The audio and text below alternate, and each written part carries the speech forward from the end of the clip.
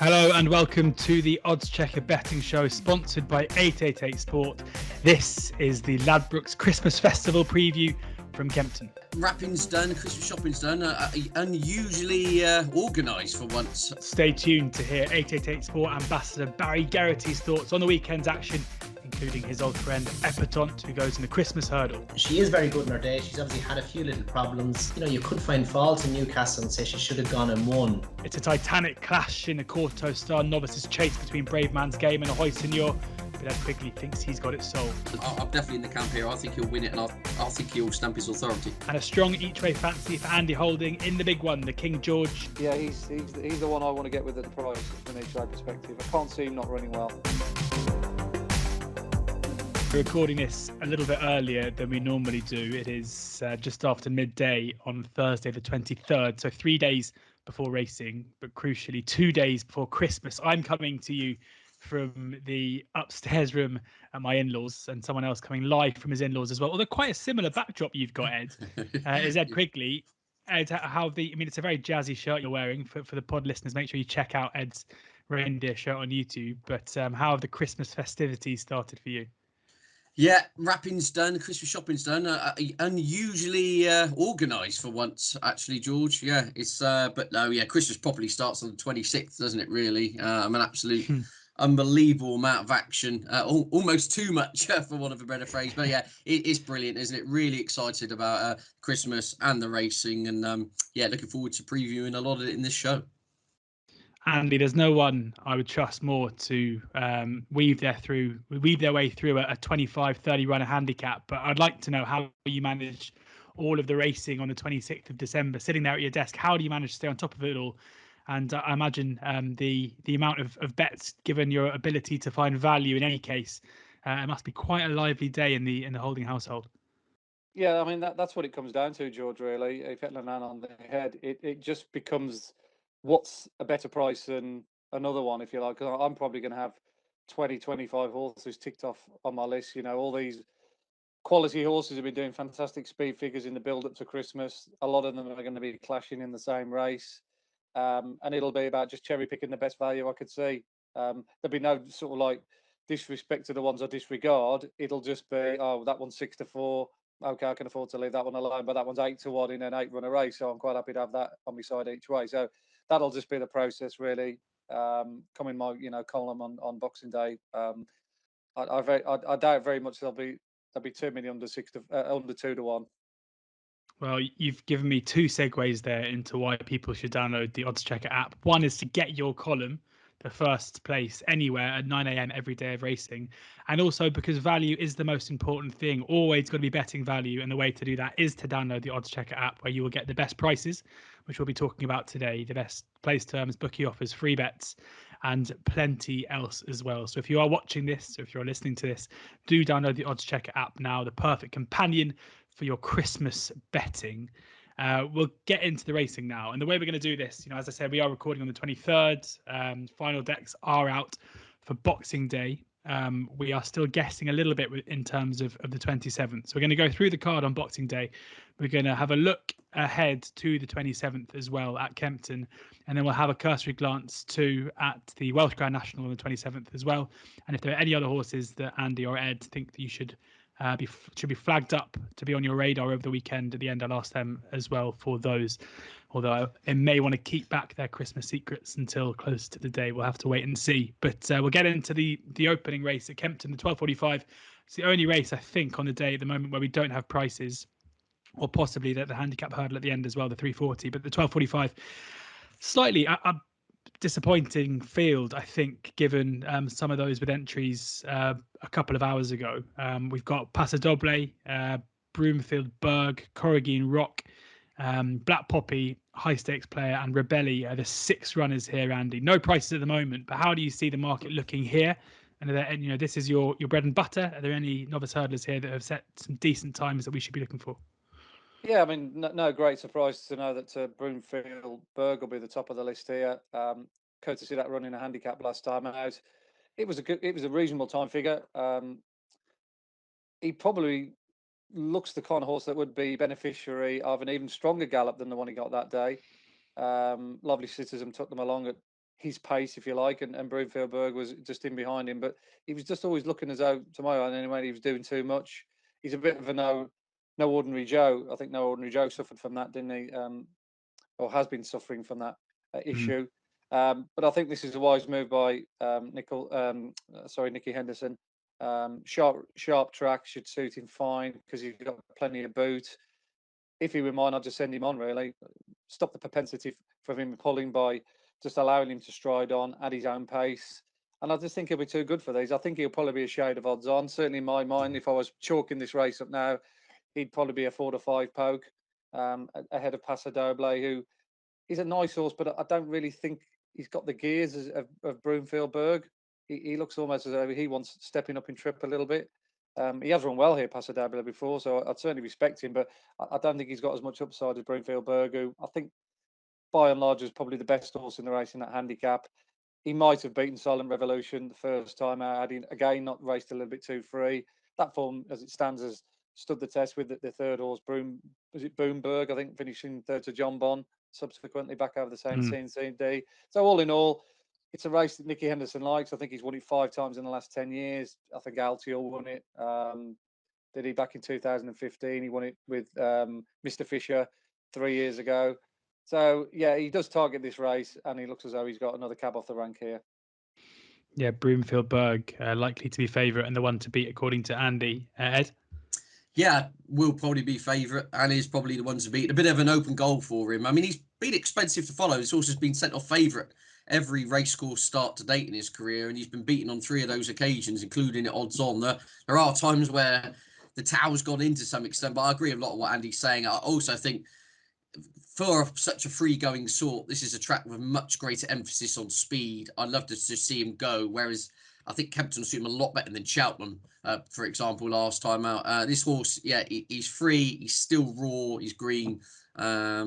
This is a race lacking any real strength or depth. You know, Black Poppy shaped well, didn't he, behind that good horse Volley Murphy's earlier in the season.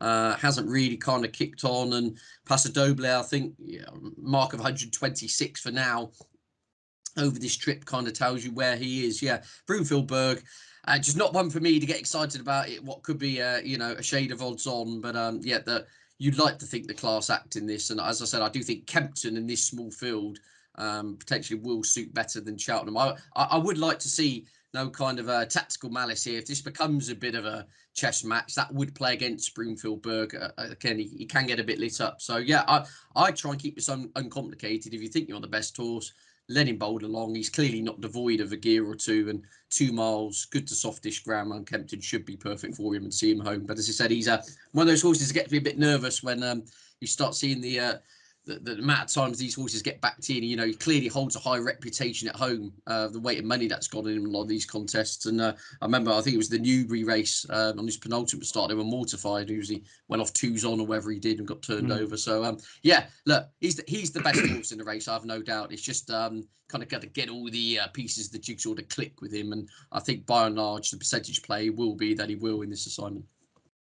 Yeah, the last 2 defeats, Newbury and Cheltenham, just over an extended 2 miles as well. So you wonder there, especially with him being a keen going sort, if and not particularly big winning distances for those that beat him as well, could be in better shape here. But a shade of odds on. Ed and Andy can't see against him, so maybe off to a flyer for favourite backers in the first. On to the 120 now. A bit more juice for us to get at here. It is the handicap chase, novice handicap chase, and Bothwell Bridge is the 3 to 1 favourite ahead of Danny Kirwan at 7 to 2. Mr. Coffee is 5 to 1. Killer Kane 15 to 2. Sebastopol 8 to 1. Iconic Muddle 10 to 1. Your Darling, one of Ed's horses to watch over the season, 11 to 1. Jackamar 14 to 1. And Ed, I'll come to you first here, because even though your darling is racing, it's not your darling who you'll be siding with on Boxing Day. No, I won't be. Although at those prices now, it's coming back to Andy's first point at the top of the show here, George. That is a bit of a big price, 11 to 1. I think with Your Darling clearly wasn't right on soft ground at Aintree last time. I probably will have to have a saver on him off 126 at a double figure price. But yeah, Danny Kirwan for me here, George. This is a horse to mark down. I thought he ran a belter on his chase debut at Cheltenham back in the October meeting. He got called a few names on the back of that, but it wasn't surprising in the sense that all his wins for Paul Nicholls, all his wins under rules have all come on right-handed tracks. I think it was a bit of a fact-finding mission at Cheltenham. A, to see how he took to fences on his chase debut, and B, could he kind of get rid of some of those going right-handed tendencies which he showed from his hurdling days? Well, no. Did exactly the same thing at Prestbury Park. He jumped out noticeably to his right over fences on so many obstacles, gave away loads of ground. I thought ran an absolute belter in the circumstances to finish runner-up in a race which has worked out a treat. The winners won since, the fourth and the fifth have won since. This is in a 5-runner race. And the third was Torn and Frayed, who wasn't disgraced behind my Drogo last time out either. So the form's worked out a treat. Coming back to right-handed track, as I said, all his horses form, all his wins are on right-handed tracks, including he won a bumper here once upon a time at Kempton. It's his second start after a wind-up. He's on the same mark as last time out. And apart from going right-handed, I think he jumped very well at Cheltenham. I say in a race which looks pretty hot subsequently. So yeah, Danny Kerwin for me. I think he'll be absolutely tuned up for this. And yeah, I've got him as the one they've all got to beat. Danny Kerwin, the one to beat, according to Ed. Andy, do you agree? Yeah, I think there's a good argument to suggest that he might be favoured or should be favoured on pure form, that Cheltenham race. I can back that up with the time figures as well. It was a very strong race, even though there was a small field. I actually backed Torn and Frayed to beat Favois the next day at Ascot, and Favois, I think he upheld the form, but they certainly did the form absolutely no harm whatsoever. I actually think the winner, and Anion Victus, is going to be a dangerous float in whatever race he runs in at the Cheltenham Festival, because I presume Connections will go down that route with him, because I think they're after the 50,000 bonus, aren't they? They won at Plumpton, didn't they? The plates or something, yeah. Yeah, it might be one of the handicaps or something like of that order. I do think Sebastopol's slightly overpriced here. I don't normally kind of like make a point of betting in chase races on a regular basis, particularly on a day like on this Sunday. But I think he would have won very easily here last time out on under similar conditions. Rockstar Ronnie had won well the time before. I think he had him in his pocket. He just overjumped and tipped over.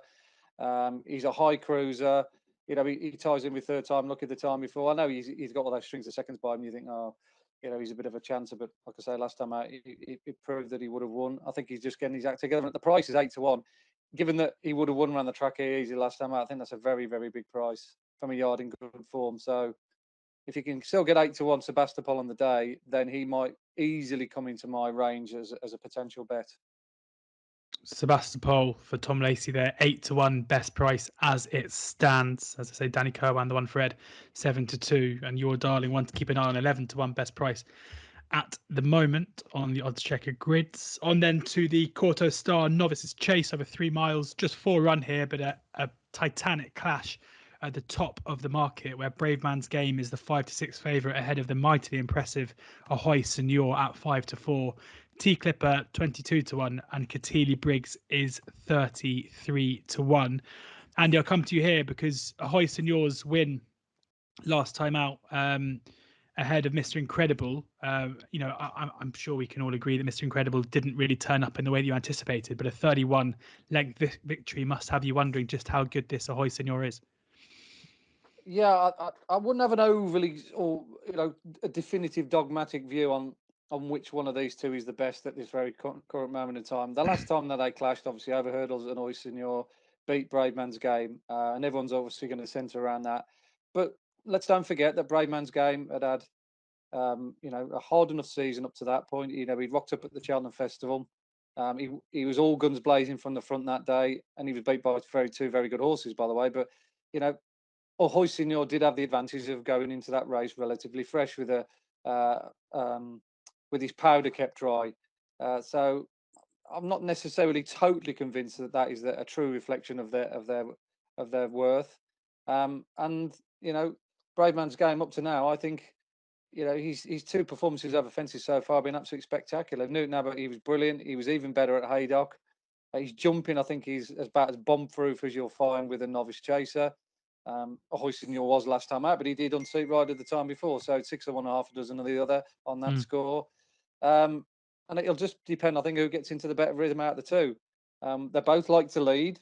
I think they're both comfortable and more happy, doing their own thing from the front. Certainly, Ahoy Senor looked that way last time out, but of course, Brave Man's Game likes to do that. So I think I think betting this race is very, very difficult. I think there'll be people out there be puffing out the chest and be in one camp or the other and have a real strong opinion on it. But I'd probably be shying away from this race from a betting perspective.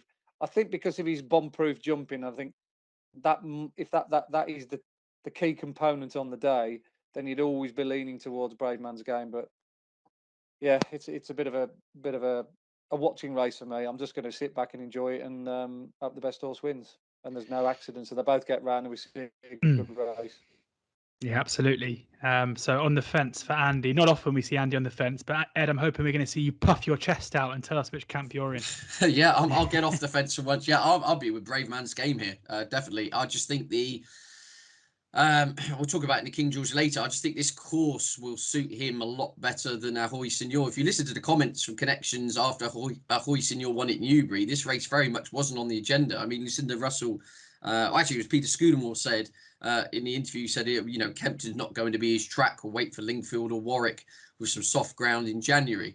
And I think as the days got closer, they've looked at it and thought, hang on a minute, we've basically got a match race, no disrespect to the other two, but on official figures, we've got a match race here to win the Grade 1 Quarto Star. So I get a little bit of a feeling they've almost been forced into this race by the fact this race is cut up to some extent. I just think Brave Man's Game, I just think he's slicker jumping around Kempton on good to soft ground. It's just a little bit more in his ballpark. See what I'm saying? Not to say that by the time they came to Cheltenham and say 3 miles on the old course, bit of juice in the ground in March, probably sweat more in Ahoy Senior's favour, in my view. See what I'm saying? I don't think there is the right lot between them. I mean, officially, Ahoy Senior's the better horse of what he's achieved on official ratings. But I just think the characteristics and the circumstance of this race, it does swing it more in the favour of the Paul Nicholls runner. So I think the market's right in that respect. And I just think he's the nippier horse of the two. I think Ahoy Senior looks the old-fashioned staying chaser, if that makes sense. I mean, to make a kind of far-fetched comparison, a bit more Corso versus Denman in terms of their makeup, if you see what I'm saying. Like Brave Man's Game's clearly not devoid of pace. He's got a bit of 2.5 mile boot. We've seen that. So yeah, I'd be with Brave Man's Game here. No, put it this way. From an anti-post kind of perspective, I wouldn't mind if Brave Man's Game absolutely stuffed Ahoy Senior, and then I'd go and back Ahoy Senior to win the Festival Novices on the back of it, because I don't think whatever happens in this race, it will necessarily do the harm or do any harm in regards to the prospects of the Lucinda Russell horse winning at the festival, if we're looking further down the line from the kind of value angle there. So yeah, Brave Man's Game, I'm definitely in the camp here. I think he'll win it, and I think he'll stamp his authority. Brave Man's Game to stamp his authority, says Ed Quigley, with his chest well and truly puffed out in his festive shirt. The 2:30 then, the Christmas hurdle, and Epatante is the 4 to 5 favourite. I'll be speaking to 888 Sport ambassador Barry Geraghty about Epatante shortly. Not So Sleepy 130, Tritonic 13 to 2, Soaring Glory 7 to 1. Glory and Fortune 40 to 1. And Andy, they couldn't separate Epatante and Not So Sleepy last time out, with Not So Sleepy battling back to get a dead heat. But the market seems to have Epatante still as the odds-on favourite in this one. Do you agree with that? I certainly don't agree with the prices. I mean, how can you make 1 4 to 5 and 1 3 to 1? I mean, you could argue that Epatante is likely to see to better effect around a sharp right-handed track, which she's proven around Kempton before. I mean, she has fluffed the lines around Kempton before. So, again, mixed messages regards that. But, to my eyes, no, Not So Sleepy. He's not short of pace either, and he's going to be suited to going right-handed again. I actually think he's 3 for 3 in his last 3 visits to Ascot. So he obviously clearly operates at a very, very high level. I think the last time he won a handicap at Ascot, he beat Buzz. So, I've always got a healthy respect for any horse that dishes out a beating to that Henderson Gray. And, he's going to be rowing his boat from the front again. He's going to get an uncontested lead, nothing pestering him, nothing getting in his way. That's when he's at his best. He doesn't like being hassled for the lead. Can't see any other for wanting to get anywhere near him. So, he's going to be leading coming out the back straight. And as we know, he stays well, he's honest, and he gallops, as he proved last time out when he was heading by Epatante and then came back and rallied. So I wouldn't be touching Epatante at 4 to 5. I've never really, I won't say I've never liked Epatante, but I've never been in her fan club. Yeah, a fan club. Yeah, great word. Yeah, easy. Yeah, I'd never really been a fan of her. Perhaps always because she has bin slightly overbet, and her reputation has kind of led her to make her be a lot shorter than she should be in the market most of the times. So I've always looked to take her on with each way alternatives, and this race is definitely applies. I'd probably look at Tritonic here. Obviously, I flagged up Not So Sleep as being the value at the front two in the market, but I do think 6-1 for Tritonic is a big price. Again, another horse I haven't really that warmed to because I wanted to take him on for last year's Triumph Hurdle because I thought he was a poor price in comparison to Kilikios and Zana here, and that came true. But I think the key to him is going right-handed, and what Ed thinks, but he just looks a better horse on a flat right-handed track, as he proved at Ascot again by winning that race the other day. And of course, Kempton here when he won the Adonis last year when he was brilliant.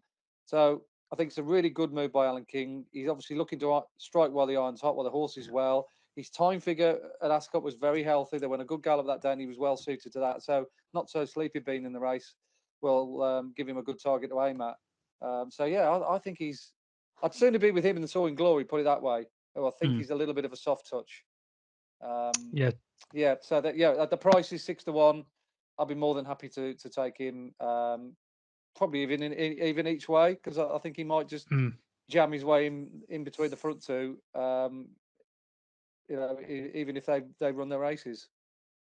13-2 best prices at the moment. Tritonic, but yeah, even better. A bit of blue around, and as short as 5-1 in places. So that 13-2 might not last too long. And Ed, I know that's the angle you're looking to take up in this as well. Yeah, absolutely. I've finally converted Andy to the Tritonic fan club. Eventually, he's a fully paid up member now. But yeah, well, it killed me then because I wanted to get with the Great Wood Hurdle form, so I put up No Ordinary Joe and West Cork and left Tritonic out. So I'm still haven't made any money off of him. No, I think you're spot on though with that. Cheltenham's not his track. No. Right-handed flat. You forget he had a fair amount of dash on the flat. Saw at Royal Ascot, he finished second, didn't he? One of the big handicaps, Royal Ascot, a couple of years ago. Over a mile and a half. I think he's a proper flatbread, for want of a better phrase. I just think that your Kemptons, your Ascots, are clearly going right-handed. They suited better than going uphill down Dale at Cheltenham, where he never looked happy at all in that race behind I Like to Move It back in the October meeting. I thought ran plenty of credit in the Great Wood, all things considered, but much more himself last time out. They went hard from the front. And it was interesting listening to Adrian Hesketh. The one thing he did say, he felt he was in top gear all the way round, and then they almost came back to him a bit, which is why he came on the bridle. So that's slightly worrying in the sense that he was almost hinting perhaps he wants 2.5 these days, and that they will step him up in trip at some point, because he was, as I said, Adrian Hesketh was kind of saying he was in top gear to stay with them over 2 miles. But I just like the course of distance form, and I'm just not bought by any of them. I mean, Not So Sleepy is very good on his day. But sometimes his day goes totally missing, doesn't it? If you look through the balance, the profile of his form. Epatante, we know she's the class act from previous years, but are we still pricing her up on kind of sentiment and emotion and memory? I'm not really sure. I'm just a little bit.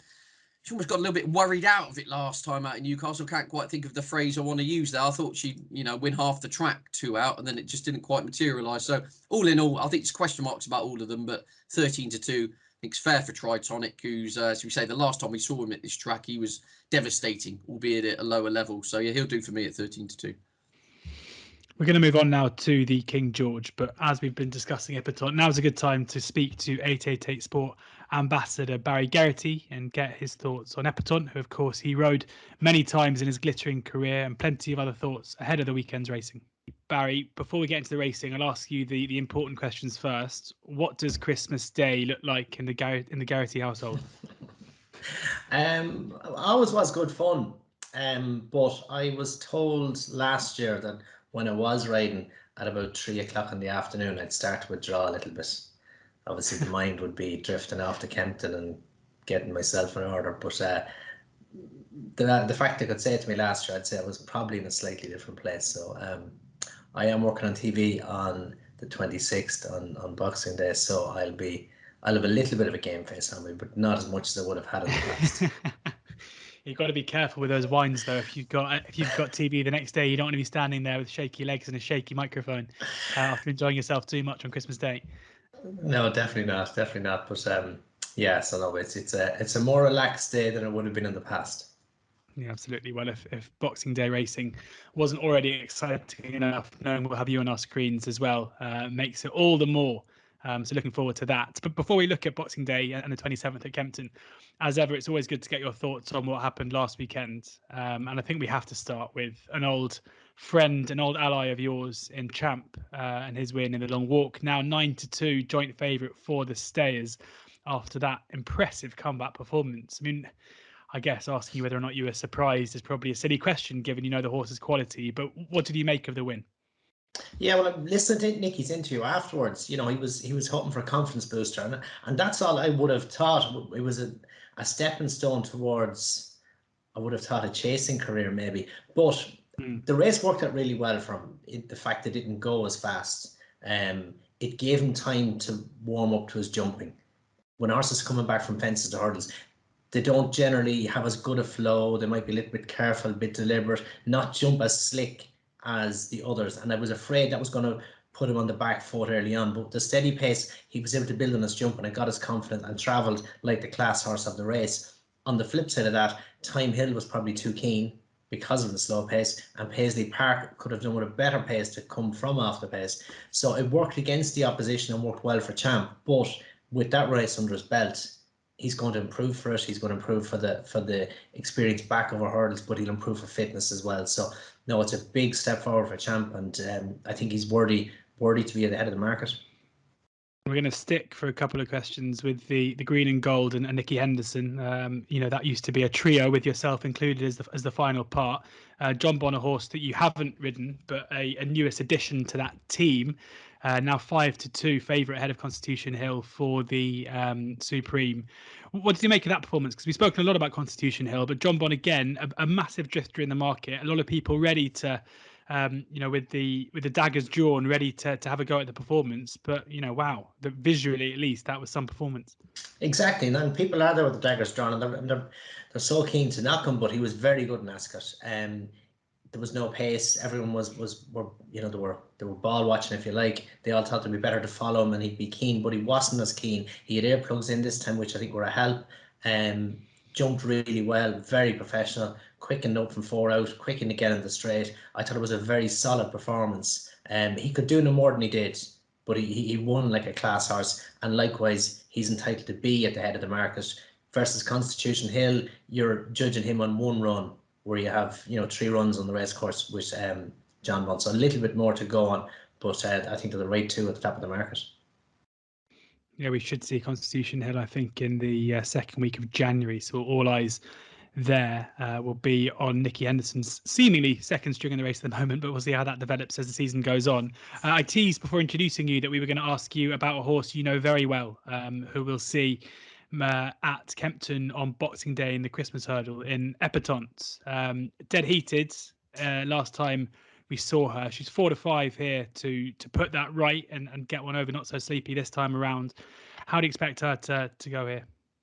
Yeah, the ground was probably ideal for her. And she ran a cracker in Newcastle. You would have loved to think she would have gone and won decisively, and she looked like a winner jump in the last, but Not So Sleepy battled back up to get upsides again. He didn't help his chances with some untidy jumps in the straight, but you'd like to think there's a little bit of improvement in her. I think the better ground, Kempton flatter track again, I think will suit her.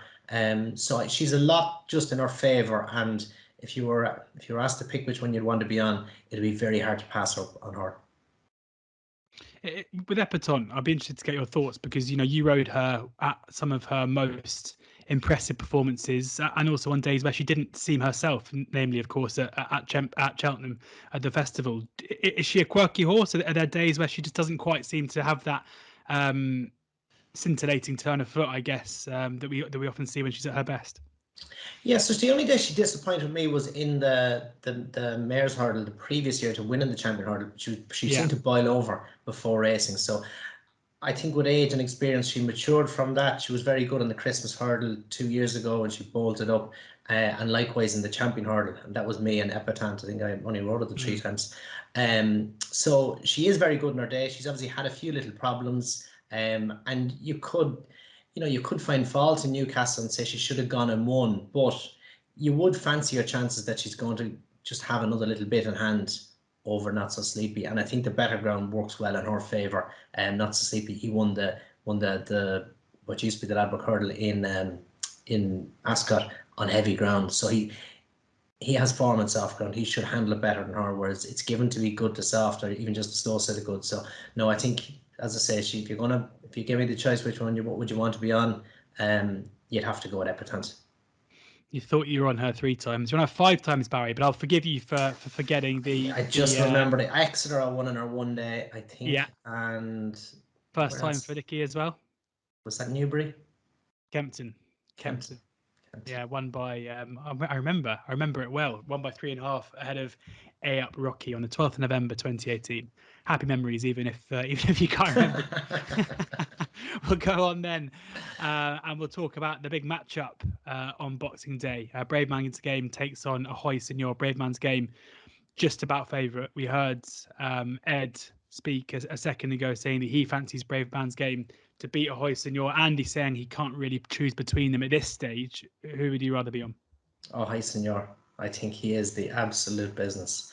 I loved him in Newbury. Now, the only slight negative for him is because he's so brave and so forward going, he's willing to take chances. He's a little bit untidy early on in Newbury, the water jump especially, which I would forgive him that. A big horse like that can show little respect to water jump because it's so much smaller. But down the back, from half down the back, his jumping got a lot better.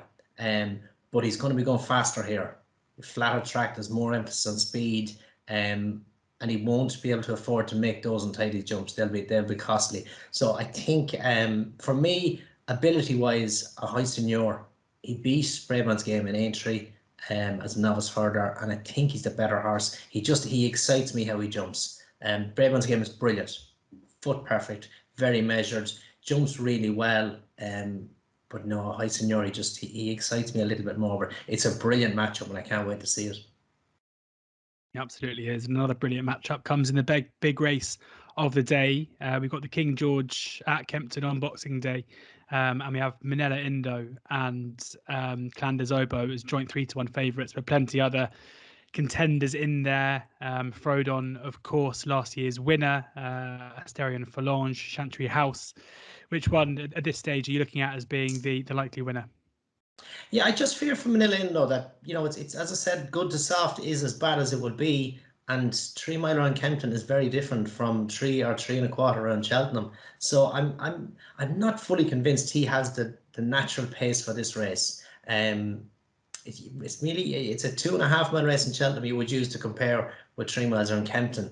I like Clan des Obeaux. I think Paul Nichols has sidestepped the Betfair. I know he does improve for a run, but he's had plenty of time to get him fit and ready for this.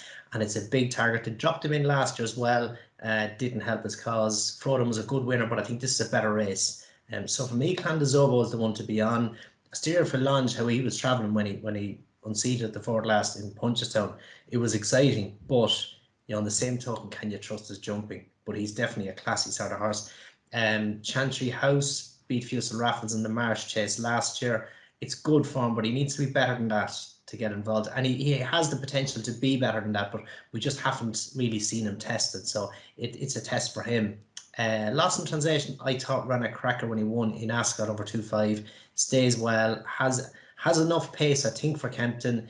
He had a wind operation when he was disappointed in this race 2 years ago, and he burst the blood vessel when the Tizzard's horses weren't exactly running well last season. So I think he's a very good horse, and he's won with an outside chance. But for me, Clan des Obeaux is the one to be on.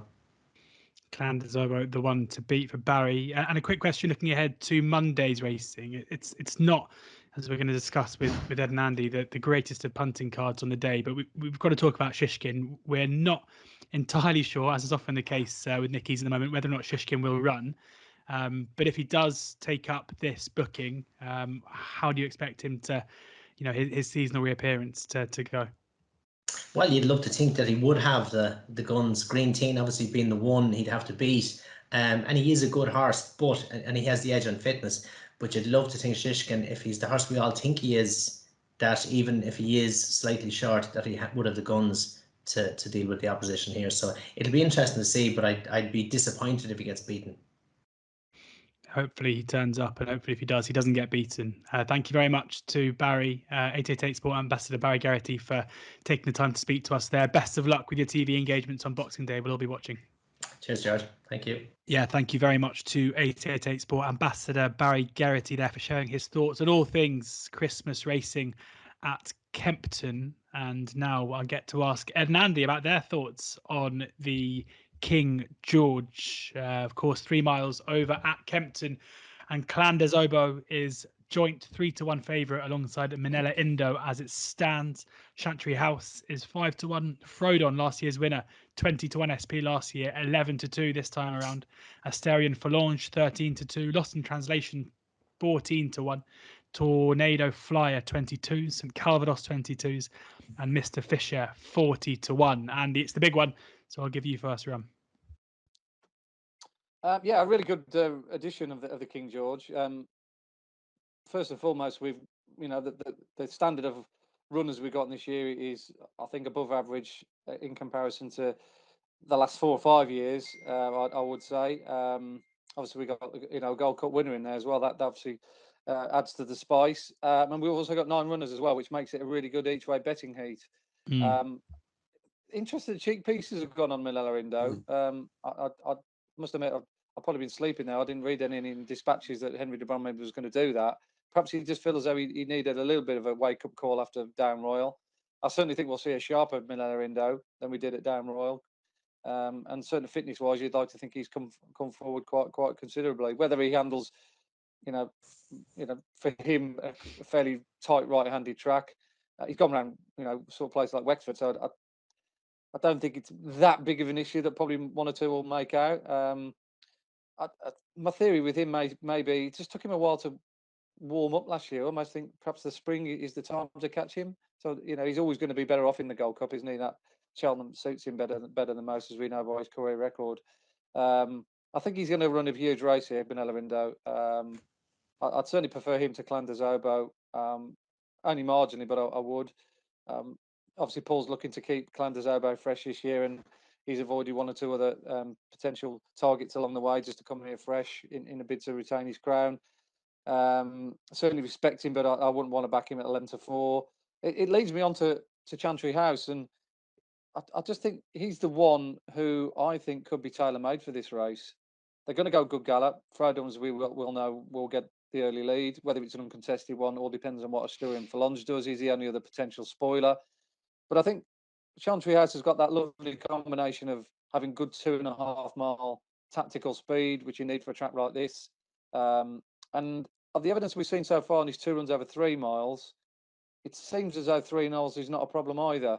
That race at Aintree last year was the first time he's really tested over the trip, and whether he would have beaten the Kim Bailey horse had he not fallen at the 2 he's obviously open to question, but I happen to believe that I think he probably would have done. But you look at what he, 32 lengths back to Sean Blue. I mean, that form's not looking too shabby, given what Sean Blue's done so far this season. And the 3 mile race at Sandown, albeit a 2-runner race, also proved categorically that 3 miles is not a problem because the time figure was very good, even though there was only a 2-runner race. So I think he's the one to be with at the prices. And of course, Nicky Henderson's record in this race is just as good as any other trainer in the field. So yeah, if we can get, what is he at the moment? Obviously, you've got all the price in front of you. I can see 9-2 on my screen. 5-1. 5-1 best price. 5-1. I think 5-1 now for him. With the shape of the race, the way this race will be run, I think he'll sit in 3rd or 4th, just popping away. Yeah, he's the one I want to get with at the prices from an each way perspective. I can't see him not running well. Chantry House 5-1. Cannot see him not running well for Andy. Ed. Yeah, well, it's just remarkable. We're in the same boat here, aren't we? I thought this wouldn't happen, but yeah, I'm with Chantry House here. Going back to the point I made earlier about like that Ahoy Signor Brave Man's Game.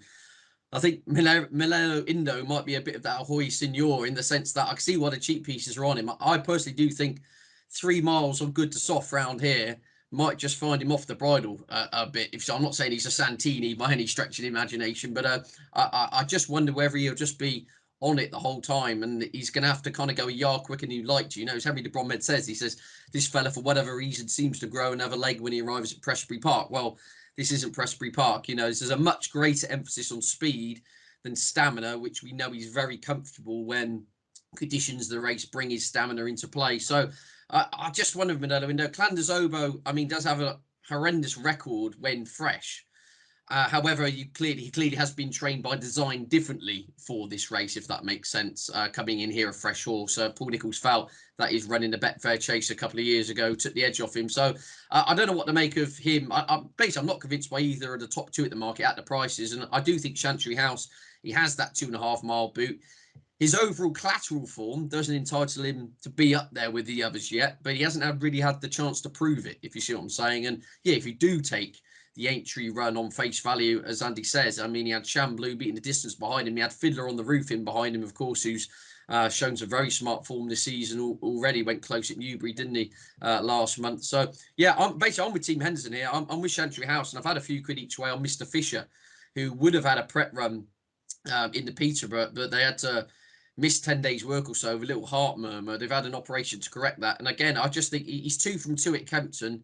As long as we don't get too much rain, that's something which I haven't bored you with. But, you know, they're forecasting around 10 to 12 millimetres over the kind of the next 2 or 3 days, which will probably put it as genuine good to soft ground. That'll be no problem for him. And I've always said Mr. Fisher 3 miles Kempton. I think we're actually on our Jumpers to Follow show last year. I was actually saying those words, and I've eventually got my Christmas present.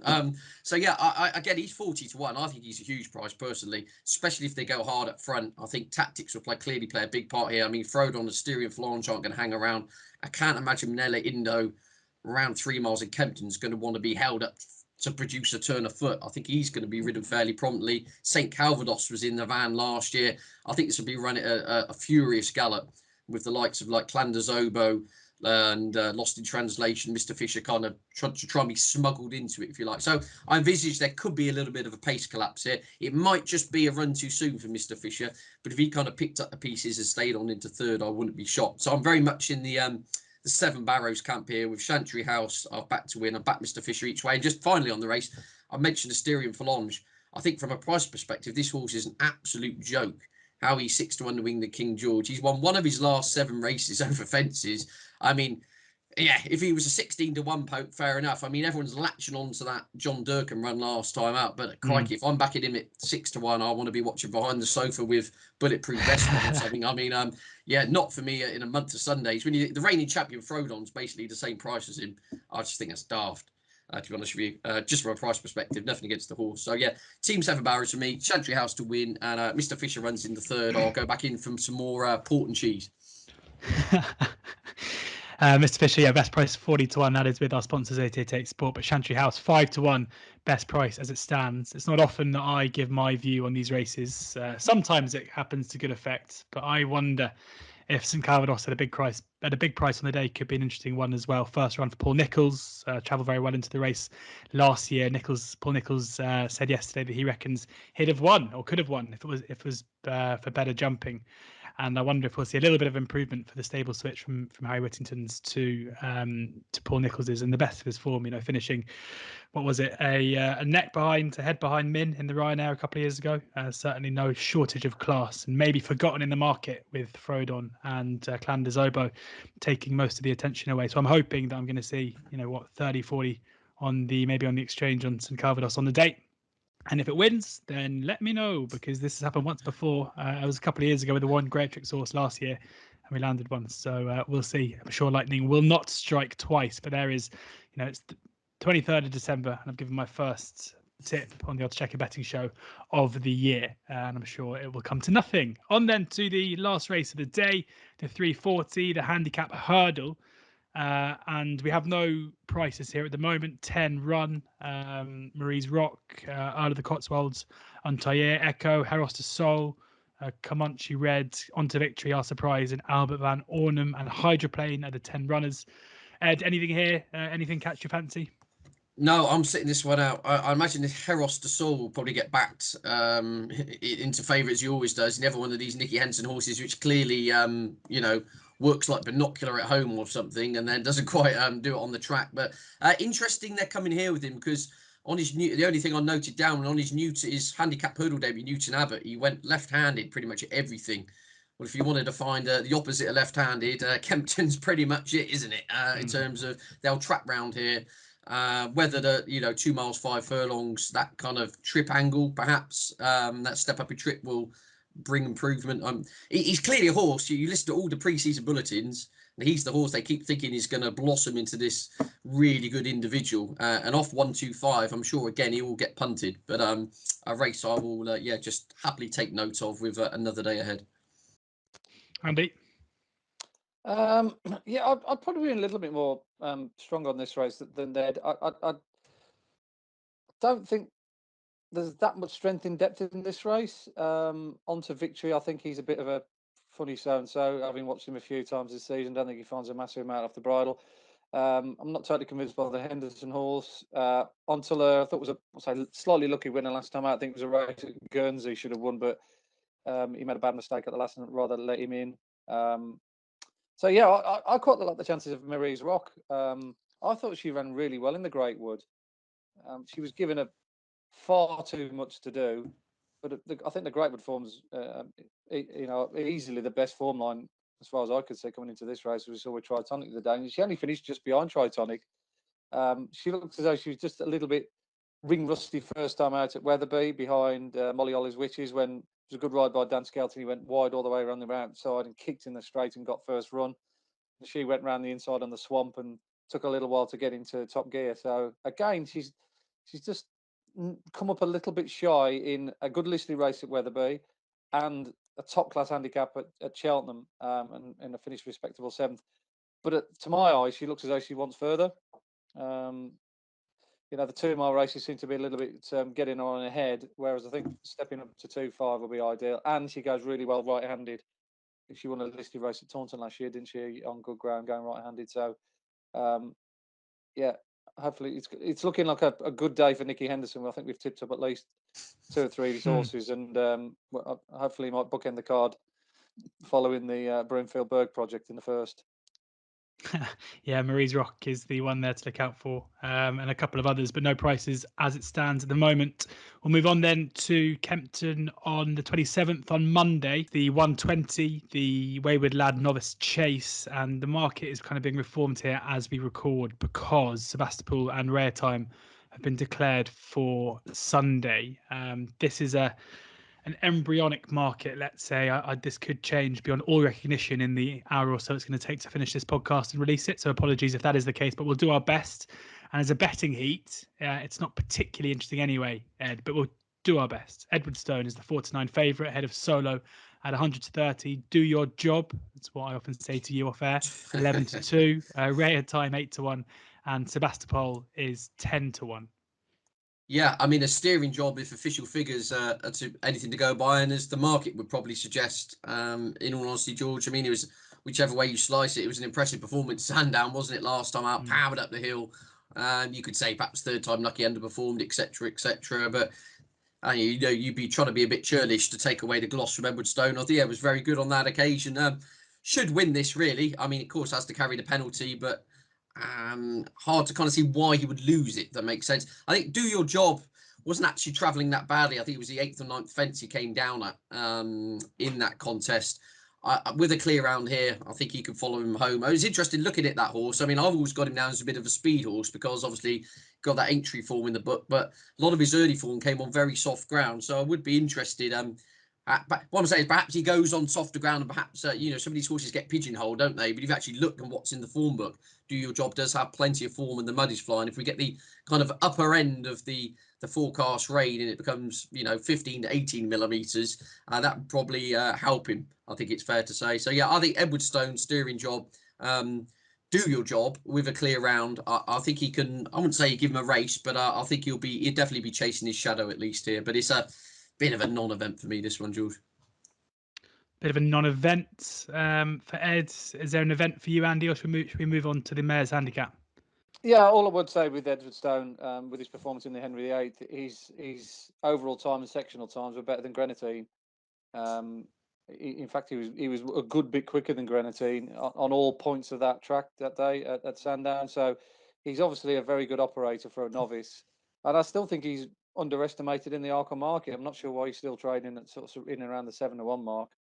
I think he'll only enhance his credentials in the Wayward Lad. And Ed's already highlighted the horse that is his only threat. Do Your Job. He was still going well at Sandown, so they fly the flag for that Sandown race, and Yeah, knowing bookmakers, even if he just stays on his feet and tells us nothing that we don't already know, he'll shorten up again for the arc, or like American Mike did in that bumper at Navan at the weekend. That was always going to happen. Yeah. Well, let's move on then to the Mayor's Handicap Hurdle, which is the third race on the card. Dragon Bones and Tequila Blaze are the 9-2 joint favourites. Damned Compania, 13-2. Marie's Rock, again, 7-1. Coded Message, 7-1. Impressive Lady, 7s. Martha Bray, 7s. Go Millie, Go 8s. 12-1 Get the Appeal, and Bulb and Reality, 20-1. Not that many left in, Andy, but this is probably going to cut up a fair bit. Where do you see the value at the moment? Probably Coded Message. I mean, she looked like she needed to run the first day at Ascot in that good race won by Tequila Sky. She's got 4 or 5 lengths to find on her old rival, but she does like it here at Kempton. And I also noticed that Ben Casey's horses are in absolutely spectacular form at the moment. There's some yards that are just kind of like flying under the radar and ticking along at a real good healthy strike rate. And Ben is going really well at the moment. He's winning with quite a few of his novices. Cobbler's Dream won the other day, and he had another one that won at Fakenham over the weekend. So his yard's really healthy. Hopefully she'll now be healthy after that run, after a 200 odd day break. As I said, this track will really suit her. So at the prices you've just given me, I think she's probably the value from an each race perspective. Ed? Let Andy have the dance floor on that one. I mean, I've noticed there's so many in here with multiple entries. I think Dame de Compagnie's going for the per temps qualifier at Wincanton, etc. God knows who's going to turn up in this. So yeah, I'll happily sit this one out.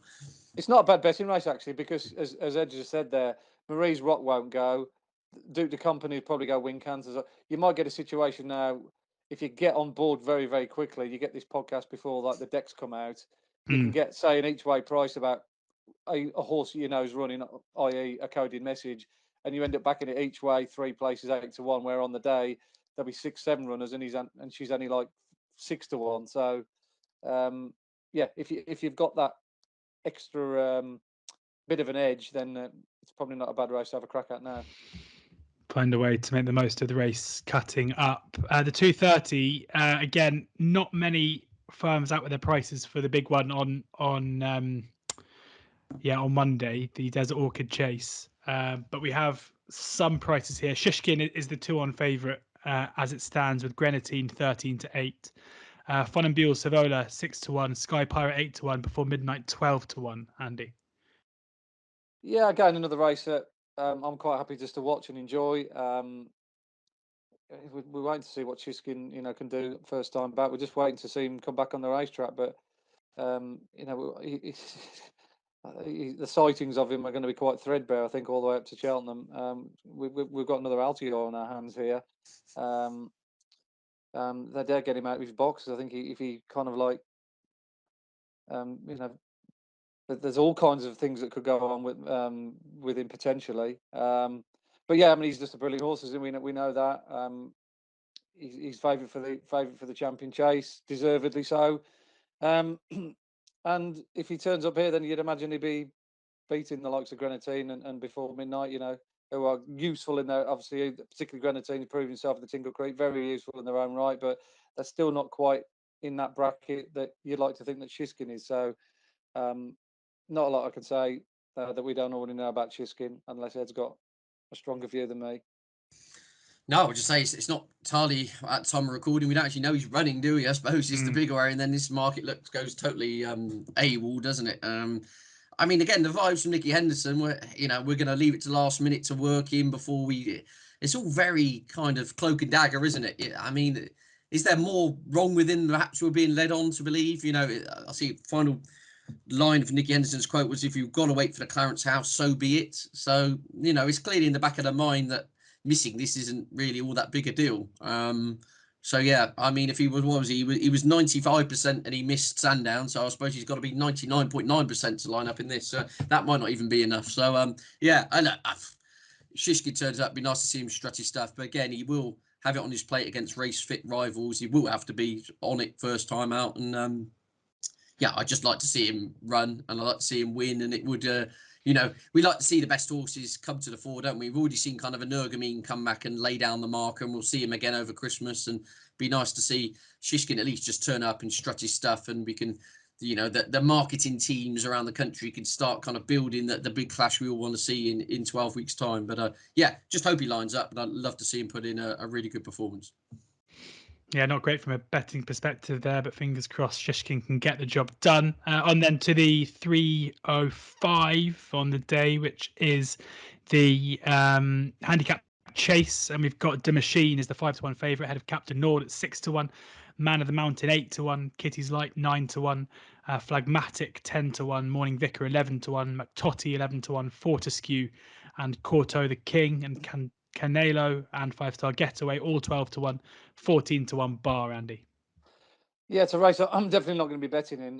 Those handicap chases of that nature just don't float my boat whatsoever. When there's so much to choose from, I much prefer betting the novice hurdles or handicap hurdles. But I think they've got the right favourite on form. With De Machine's run, of course, in the Ladbroke being the standout. I thought he showed really well. I think Kerry Lee was almost like questioning her own sanity by running a horse first time off the shelf in a race like that, suggesting that perhaps they should have maybe either got a run into it and then gone there, or gone for easier pickings. He strikes me as being more of maybe a Welsh national horse, De Machine. I don't want to do him a disservice, but I think maybe another year under his belt, that's where he'll likely end up. But the only off-putting thing about him, and it's not the horse, it's the yard. I mean, Kerry Lee had a very, very quiet season by her standards. I think she's about a month and a half since she had her last winner. So even though this horse has run well in isolation in that race, I'm still not totally convinced about backing any of her horses at relatively short prices. So the right favourite, but still doubts in my mind in with regards to having a bet. Ed, could you find anything to be a bit more bullish about? Or are you sitting with Andy on the fence? No. If Real Steel lines up, I'd be interested in this horse. Well, I'd back the horse basically if the horse lines up to cut to the chase. He was this time last year. He was running in the King George. He was pulled up. He was tailed off, but he's dropped a career low mark here now, 145. He drops into a 0 to 145 for the first time. He's 166 at his pomp. Clearly, the wheels have come off, but every horse has his price and every horse has his level. I don't think it's inconceivable that he could.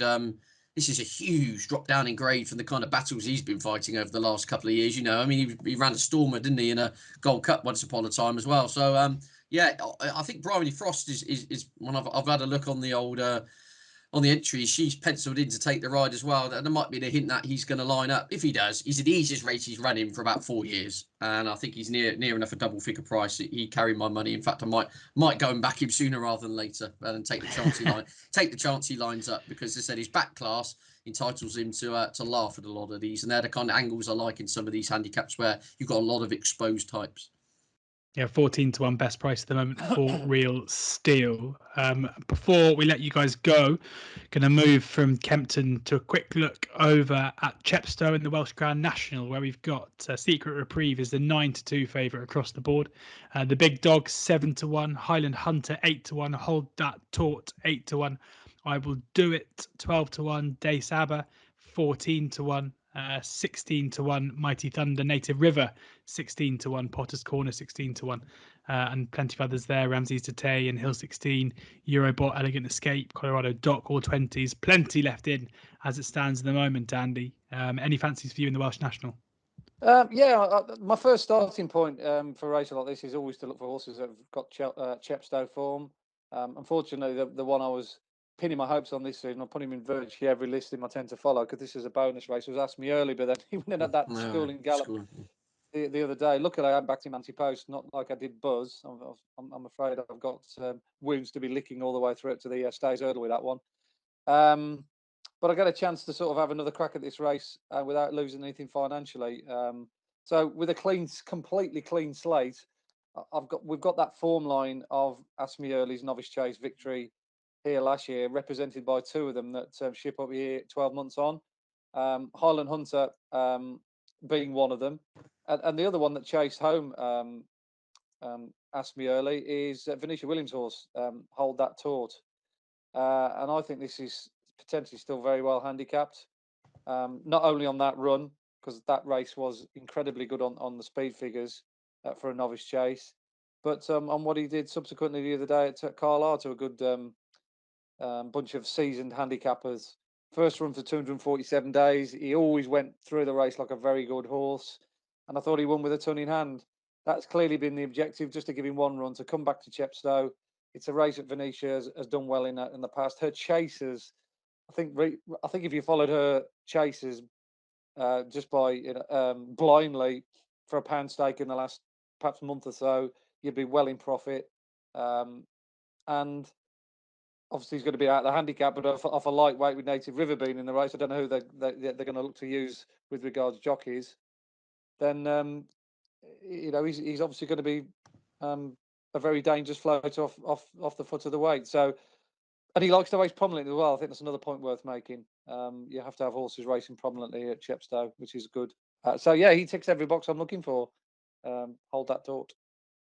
Hold that thought. 8-1 best price as it stands. Ed? Yeah, I'm going for a bit of an old timer in here. Obviously, the race is run in memory of Kim Gingle, and there'll be not a dry eye in the house if Team Tizard could bring this one home. But Elegant, I'm presuming Native River will run, and also I think part of the ploy might be to keep the weight down for Elegant Escape here off 156. See Joe Tizard's quote saying this has always been the plan for him, and I think he can run a huge race this. He tried to defy a mark of 160 when sixth in this a couple of seasons ago.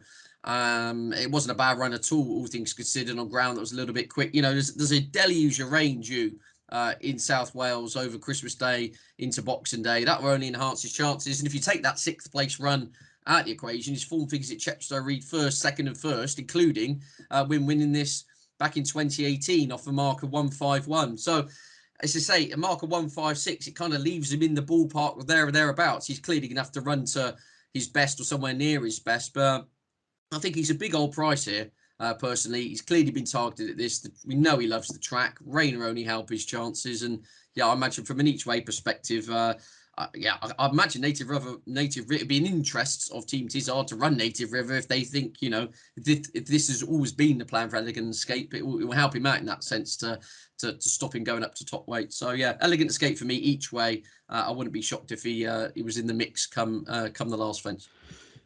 Elegant Escape 20-1 best price as it stands, and that brings our preview of the racing on this side of the Irish Sea over Christmas to a close. Thank you very much to Ed and to Andy. Andy and myself will be speaking to Rory Delaghi on all things the other side of the Irish Sea ahead of an amazing few days of racing over there. So do look out for that both on our YouTube channel and on our podcast channel and any podcast provider as well. Please do download the oddschecker app for the best prices, bookie offers, free bets, place terms, and Andy's tips, amongst other tipsters, straight to the app every morning of racing. Thank you very much to our sponsors, 888 Sport, for sponsoring the show.